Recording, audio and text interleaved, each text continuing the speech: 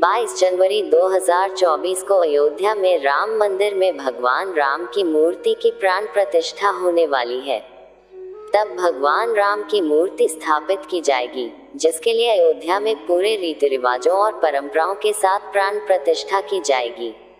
क्या होती है इसकी प्रक्रिया, ये कैसे होती है, क्या घर में पत्थर की प्रतिमा रखनी चाहिए, जानेंगे इस वीडियो में सब कुछ विस्तार से। दोस्तों बने रहिए हमारे साथ वीडियो के अंत तक, और अगर आपने हमारे चैनल को अभी तक सब्सक्राइब नहीं किया है तो सब्सक्राइब जरूर कर ले। अयोध्या में बन रहे राम मंदिर में 22 जनवरी को भगवान राम की मूर्ति की प्राण प्रतिष्ठा होने वाली है। मंदिर के गर्भगृह के निर्माण का काम बहुत तेजी से चल रहा है। प्राण प्रतिष्ठा कार्यक्रम में प्रधानमंत्री नरेंद्र मोदी समेत देश विदेश से तमाम वीवीआईपी अतिथियों के आने की उम्मीद है। हम यहाँ जानेंगे कि क्या होती है प्राण प्रतिष्ठा और ये क्यों होती है।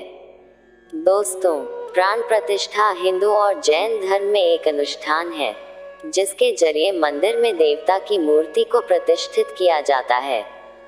ये काम अनुष्ठान के जरिए होता है और इसमें भजन और मंत्रों के पाठ के बीच मूर्ति को पहली बार स्थापित किया जाता है। वैसे प्राण शब्द का अर्थ है जीवन शक्ति और प्रतिष्ठा का अर्थ है स्थापना। प्राण प्रतिष्ठा का शाब्दिक अर्थ है जीवन शक्ति की स्थापना करना या देवता को जीवन में लाना। दोस्तों, आप जानते हैं प्राण प्रतिष्ठा से पहले हिंदू धर्म में किसी मूर्ति के बारे में क्या माना जाता है।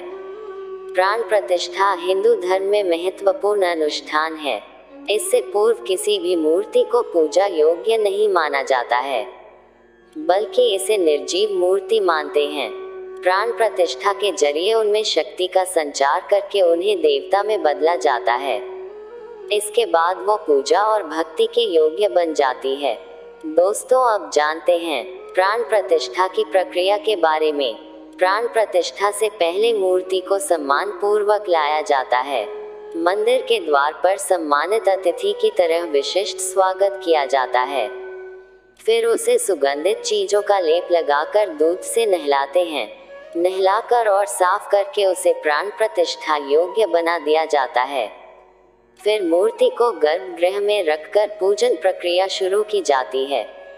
इसी दौरान कपड़े पहनाकर देवता की मूर्ति यथास्थान पुजारी द्वारा स्थापित की जाती है। मूर्ति का मुख हमेशा पूर्व दिशा की ओर करके रखा जाता है। सही स्थान पर इसे स्थापित करने के बाद देवता को आमंत्रित करने का काम भजनों, मंत्रों और पूजा रीतियों से किया जाता है। सबसे पहले मूर्ति की आंख खोली जाती है। ये प्रक्रिया पूरी होने के बाद फिर मंदिर में उस देवता की मूर्ति की पूजा अर्चना होती है। इस अनुष्ठान को हिंदू मंदिर में जीवन का संचार करने के साथ उसमें दिव्यता और आध्यात्मिकता की दिव्य उपस्थिति लाने वाला माना जाता है। इसी वजह से प्राण प्रतिष्ठा के बाद हमें दैवीय एहसास होता है। दोस्तों, आप जानते हैं कि क्या प्राण प्रतिष्ठा का भी कोई विज्ञान होता है। जैसा सद्गुरु ने कई बार अपने प्रवचनों में कहा और लिखा है कि सद्गुरु ने एक प्रवचन में कहा कि प्रतिष्ठा का अर्थ है ईश्वरत्व को स्थापित करना। जब भी कोई स्थापना होती है तो उसके साथ मंत्रों का जाप होता है, अनुष्ठान तथा अन्य प्रक्रियाएं होती हैं। अगर आप किसी आकार की स्थापना या प्रतिष्ठा मंत्रों के माध्यम से कर रहे हो तो आपको उसे निरंतर बनाए रखना होगा। दोस्तों, क्या घर में पत्थर की प्रतिमा नहीं रखनी चाहिए? जानकारों के अनुसार घर में पत्थर की प्रतिमा नहीं रखने का भी तर्क है। ऐसा इसलिए नहीं करना चाहिए कि पत्थर की देवता की प्रतिमा रखने पर आपको रोज उसकी उचित प्रकार की पूजा और अनुष्ठान करते हुए प्रार्थना करनी चाहिए। अगर किसी देव प्रतिमा की स्थापना मंत्रोच्चार के साथ हुई है, फिर उनकी पूजा न हो तो ये ऊर्जा को सोखने लगती है। इससे आसपास रहने वालों को भारी हानि हो सकती है। दुर्भाग्यवश बहुत से मंदिर ऐसे ही हो गए हैं जहां उचित प्रकार से रख रखाव नहीं किया जाता। दोस्तों, अब जान लेते हैं कि एक बार जब प्राण प्रतिष्ठा हो जाती है तो ये कब तक रहती है। जानकारों के अनुसार प्राण प्रतिष्ठा में पूजा और मंत्रों से भी जरूरी है जीवन ऊर्जाओं द्वारा इसका आह्वान करना। जब एक बार किसी मूर्ति की प्राण प्रतिष्ठा हो जाती है तो ये हमेशा के लिए रहती है। इसे किसी रख रखाव की आवश्यकता नहीं पड़ती, लेकिन मंदिर के अनुष्ठान हमेशा चलते रहने चाहिए, जिससे देवता को जागृत रहे। अगर ऐसा नहीं होता तो वो धीरे धीरे मृतप्राय हो जाते हैं।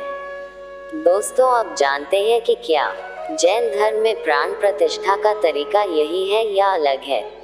जैन परंपरा में अभिषेक के लिए इस्तेमाल किया जाने वाला एक और शब्द है अंजना शलाका। दरअसल प्राण प्रतिष्ठा से पहले मूर्ति के देवता की आंखें बंद रखी जाती हैं और प्रतिष्ठा अनुष्ठान शुरू होने पर खोली जाती है, लिहाजा इसे आंख खोलने वाला संस्कार भी कहते हैं। दिगंबर जैन अभिषेक के अनुष्ठान द्वारा जिन प्रतिमा को प्रतिष्ठित करते हैं, उससे पहले प्रतिमा को पानी, घी, नारियल का दूध, पीले चंदन का पानी, गाय का दूध और अन्य तरल पदार्थ जैसे शुभ तरल पदार्थ डालकर जागृत करते हैं। मंदिर को तभी देवता का घर माना जाता है जब मुख्य प्रतिमा की प्रतिष्ठा की गई हो। मंदिर में जीवन लाने के लिए एक छवि को प्रतिष्ठित करने का अनुष्ठान मध्ययुगीन जैन दस्तावेजों में भी मिलता है।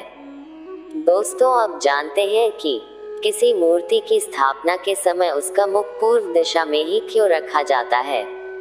हिंदू धर्म ग्रंथों के मुताबिक मंदिर या घर में भगवान की मूर्ति का मुख हमेशा पूर्व दिशा की ओर होना चाहिए। ऐसा माना जाता है कि पूर्व दिशा में सकारात्मक ऊर्जा होती है और भगवान सूर्य इसी दिशा से उदय होते हैं। दोस्तों, मंदिर में कितनी बार देवी देवता मूर्ति की पूजा की जानी चाहिए। हिंदू धर्म में देवी देवताओं का पूजन दिन में 5 बार करना ज्यादा फायदेमंद माना जाता है। शास्त्रों में दिन भर में 5 बार पूजा करने का उल्लेख है। ऐसे में सुबह की पूजा 5 से 6 बजे तक ब्रह्म मुहूर्त में हो जानी चाहिए। वहीं शाम को सूर्यास्त के 1 घंटे पहले और सूर्यास्त के 1 घंटे बाद तक का समय उत्तम माना गया है। दोस्तों, अब जानते हैं कि पूजा के दौरान कितनी बार दीपक को घुमाया जाता है। शास्त्रों में आरती के दीपक को घुमाने के बारे में भी विस्तार से बताया गया है। शास्त्रों के अनुसार सबसे पहले भगवान के चरणों का 4 बार, नाभि का 2 बार, मुख की तरफ 1 बार और सिर से लेकर चरणों तक 7 बार आरती की जानी चाहिए। इस तरह आरती कुल 14 बार घुमाई जानी चाहिए। दोस्तों, वीडियो आपको कैसी लगी हमें कमेंट करके जरूर बताएं। धन्यवाद।